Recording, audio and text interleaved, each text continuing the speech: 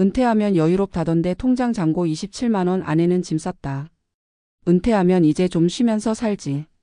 많은 사람들이 중년 이후를 그렇게 그린다. 마치 오랜 노동 끝에 찾아오는 휴식 같은 시간. 그러나 그 여유는 준비된 자에게만 주어진다. 준비되지 않은 은퇴는 삶의 전환점이 아니라 파국의 시작이 되기도 한다. 한때는 월급이 꼬박꼬박 들어오고 집도 마련했으며 자녀들도 대학까지 보냈다. 뭔가 잘 해온 것 같았다. 하지만 정작 은퇴 후 남은 건 텅 빈 통장과 줄줄이 밀려오는 고정 지출뿐. 여유는커녕 매달이 전쟁이고 관계마저 무너진다. 어느 날 아내가 말없이 짐을 쌌다. 당신 옆에 있으면 나까지 같이 가라앉을 것 같아. 그 말이 유난히 서늘하게 가슴을 파고든다. 은퇴를 앞두고 있거나 이미 은퇴한 이들에게 이 이야기는 결코 남 얘기가 아니다. 이번 글에서는 한 가장의 실제 사례를 바탕으로 준비되지 않은 은퇴가 어떻게 위기로 이어지는지 구체적으로 살펴보고 이후 전문가의 시선으로 실질적인 전략을 제안하고자 한다. 실제 사례로 보는 은퇴의 함정.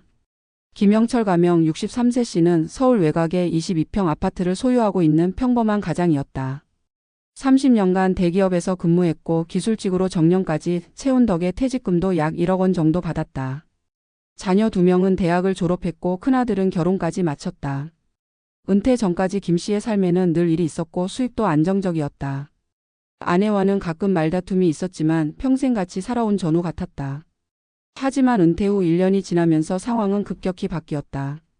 퇴직금 중 절반은 자녀 결혼 비용과 대출 상환에 쓰였고 나머지는 안정적인 투자라며 지인의 추천으로 펀드에 넣었다가 원금 손실을 봤다. 국민연금은 월 78만 원 수준. 부부의 생활비로는 턱없이 부족했고 건강보험료, 관리비, 식비, 교통비 등으로 매달 적자가 났다. 결국 통장에는 27만 원만 남았다. 아내는 점점 말이 없어졌고 불안감과 분노가 겉으로 드러나기 시작했다. 왜 나는 평생 아껴 살았는데 이렇게 사냐는 말이 자주 나왔다. 김 씨는 아내의 감정을 이해했지만 자신도 두려웠다. 그로부터 2달 뒤 아내는 남편 몰래 친정으로 짐을 보냈고 별거를 선언했다. 은퇴는 자유가 아니다. 은퇴는 수입이 끊기는 사건이자 삶의 구조가 송두리째 바뀌는 사회적 단절이다. 그에 따른 감정적 충격, 재정적 불안, 관계의 변화는 실로 거대하다. 은퇴를 앞두고 있는 사람들이 반드시 고려해야 할 요소들은 다음과 같다. 1. 퇴직금 생활자금이라는 착각. 퇴직금을 일시금으로 받으면 마치 부자가 된 것 같은 착각이 든다. 그러나 그것은 앞으로 2030년간의 생존 비용이다. 1억 원은 많아 보일지 몰라도 월 200만 원 기준으로 환산하면 고작 4년 반을 버틸 수 있는 금액이다. 게다가 예금 이자율은 낮고 대부분은 기대 수익률이 높다는 말에 속아 투자 실패를 경험한다. 전략 퇴직금은 반드시 연금화하는 것이 기본이다. 연금보험, 국민연금 추납, 개인연금 가입 등을 통해 수입의 흐름을 유지하는 것이 최우선이다. 2. 월 고정수입 구조 만들기. 은퇴 이후에도 매달 들어오는 현금 흐름이 있어야 안정감을 느낄 수 있다. 국민연금만으로는 부족하기 때문에 사적연금과 임대수입, 소규모 사업수입 등을 결합하는 구조가 필요하다. 국민연금 수령 시점을 늦추면 최대 36%까지 증액 가능하다. 연금 개시를 65세 이상으로 설정하는 방안을 고려하자. 기존 주택을 활용한 부분 임대도 현실적인 대안이다. 예를 들어 방 2개가 있는 집이라면 한 방을 돕고 청년에게 장기 임대하는 방법도 있다. 주택연금은 마지막 선택지로 반드시 장기 거주 계획이 있을 때만 검토해야 한다. 3. 지출 구조 전면 재조정. 은퇴 후에도 과거의 소비 습관을 유지하려는 사람들이 많다. 특히 식비, 외식, 차량 유지비, 자녀 지원 비용이 은퇴 가계의 숨은 적이다. 전략. 은퇴 직후에는 반드시 가계부를 작성해야 한다. 매일 쓰는 지출 항목을 기록하면서 고정지출 vs 선택지출을 분리한다. 가족과 투명한 재정 대화를 나눠야 한다. 자녀에게 경제적 독립을 요청하고 부부간 소비에 대한 공감대를 형성해야 갈등이 줄어든다. 개인 의료보험과 실손보험도 꼭 점검해야 한다.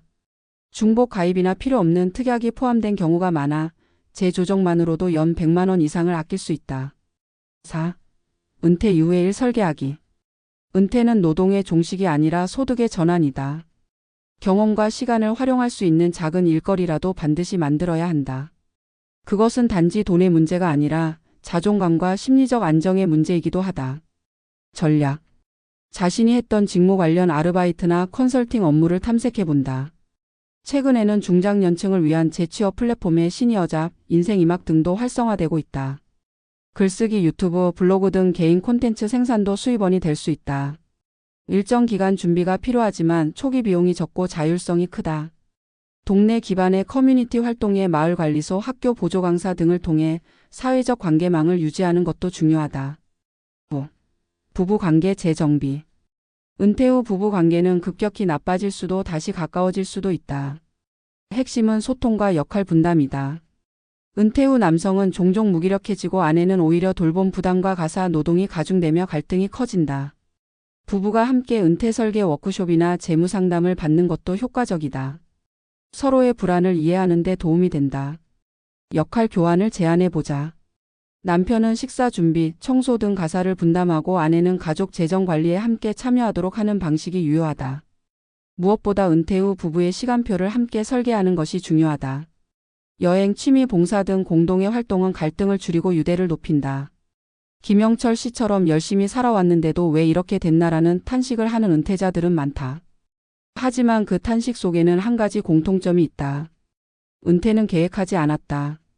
은퇴는 나중에 오는 일이 아니다. 40대부터 준비해야 하며 50대에는 구체적인 실행이 있어야 한다. 준비된 은퇴만이 진짜 여유로운 노후를 만든다. 지금 당신의 통장 잔고는 얼마인가? 그것은 숫자가 아니라 경고.